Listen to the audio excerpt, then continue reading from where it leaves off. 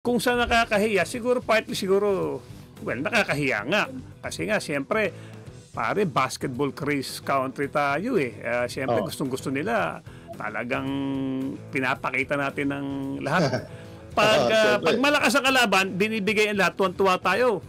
Dumidikit, eventually, natalo man, dikit, or kung nanalo man, mas lalo na kung medyo ang kalaban natin, mas seeded, no?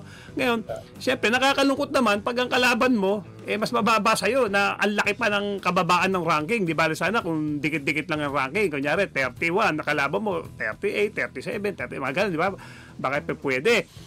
Siyempre, hindi mo maalis na ganun. Kaya nga minsan yung performance nga ang nakakapag-determine ng ranking mo eh. Okay? Pero siyempre, kanya-kanyang approach ng coach yan eh.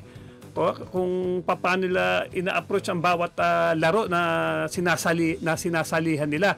Pero nakita ko kasi rito, malaking kawalan yung kay Soto. Sa isang banda, sabihin na natin masakit, nakakahiya kasi kailan ba huling nanalo sa atin yan? Tagal-tagal na rin.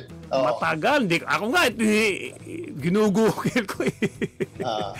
Kasi parang matagal. Matagal na rin. At kahit nagbago yan, kahit meron silang dalawang naturalized ba ito, itong dalawang ito, whatsoever, syempre, hindi naman dahilan. Kasi may mga may mga certain na mga time na they made the run eh, kaya naman eh.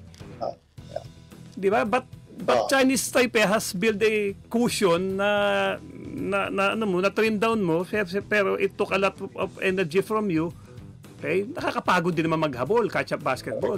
Tapos biglang itong Taipei compose kasi nga may cushion sila na gumanda na ang kumpiyansa hanggang sa yun. Di ba? Dumikit nga. Lumamang pa nga tayo eh.